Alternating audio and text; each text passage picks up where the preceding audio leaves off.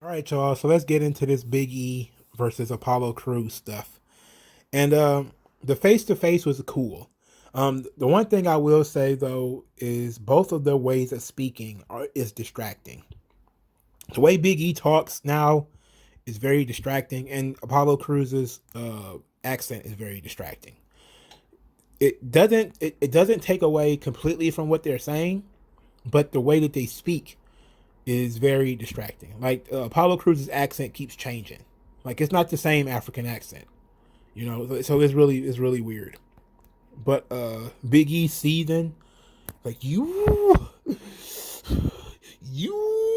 But anyway, Big E basically says that there's no chance of them making amends. That this is all about vengeance, and that he got 2 days, so he better enjoy these 2 days and enjoy the crisp March air and all the uses of his limbs, because he's going to tear them apart when he sees them. He can't wait to bring vengeance upon ye old Apollo Crews. So Apollo Crews counters, and he's saying you need to watch how you talk to a Nigerian royalty, and then gives him a nice little Nigerian proverb about running your mouth, where he says like you fill your mouth with razors, you will spit blood. And Big E was just looking like was seething.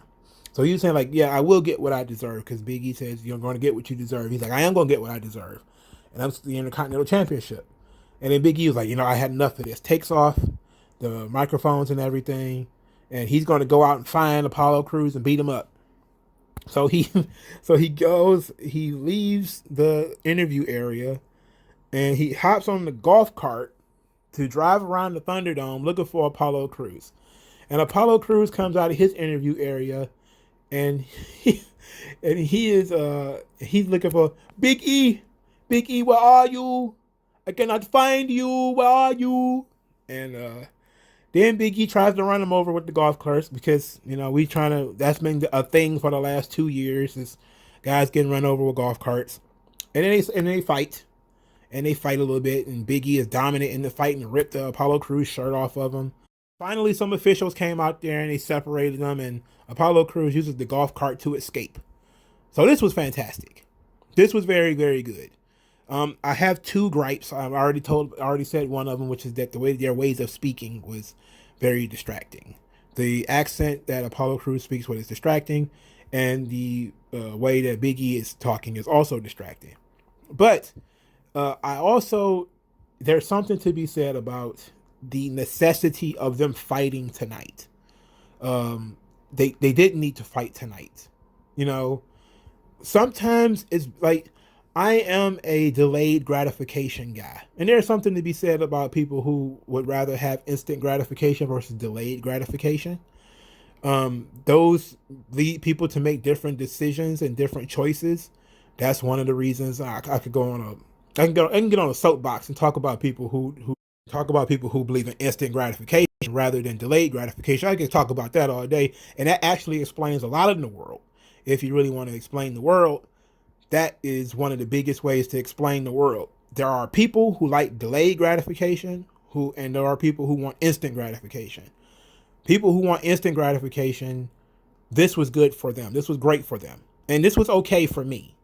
But I'm on a tip like I could have waited 2 more days for Big E to basically beat the tar out of Apollo Crews, and the referees not stop it. And then Apollo Crews has to have some way of defending himself when it comes to fighting Big E, or creating some type of opening so that he can, get an advantage. But as it stands right now, Big E got some measure of revenge from attacking him backstage, which is all fine and dandy and everything. But I could have waited 2 more days. I could have waited two. You could wait 2 more days, for Christ's sake. You already got the match signed. Wait 2 days. And I think that people are more excited for things when you take your time with it rather than you doing it immediately. So there's something to be said about there being too much contact. To that end, I have to say, where the hell was Apollo Crews' guards? He's supposed to have royal guards. Where are they? That's what the guards are for. The guards are there to take bumps and for Big E to get out his aggression. And that's what I thought was going to happen. I thought, like, okay, he's going to leave this studio. He's going to go and find where Apollo Crews is, but he's going to get into a fight with the elite Nigerian elite guards or whatever. And he's going to bounce those guys around and all that type of stuff. And I completely understand. I think similar to Reginald, these guys were in the Performance Center, which is, of course, connected to NXT. They have this COVID outbreak. So they're keeping a lot of those people away. But then you still should have found 2 extras for Big E to beat up. So that, you know, because they still had extras for Sami Zayn.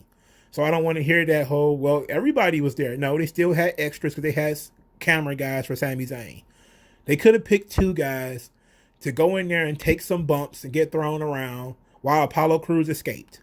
That would have been a great usage of the whole scenario with Big E driving around with the golf cart, and then he comes across the Nigerian elite guards or whatever, maybe standing outside of a door. He starts beating those guys up. Then Apollo Crews slides out the door and runs down the hall or steals the golf cart and drives off or something like that, just to prevent them from having so much contact. And I think that would have been a much better system. But this was very good still. You know, I'm just nitpicking at this point. So let's talk about Fastlane. So what do I think should happen at Fastlane? Without going through too much detail, I think that we should switch the titles. I think it's okay for Apollo Crews to win the belt here. Big E's been a champion since December the 25th, which is Christmas Day in the United States. Well, I'm pretty sure it's Christmas Day everywhere. I don't know where the hell I got that from. In any event, you have Apollo Crews wins the title, and then you kick the can down the road. You have their decisive match at WrestleMania, some type of gimmick match, a ladder match, Falls Count Anywhere or something like that for the Intercontinental title. Give them a good block of time. This has been a feud that's been going on for several months. You let them blow it off at WrestleMania. I think that that's great.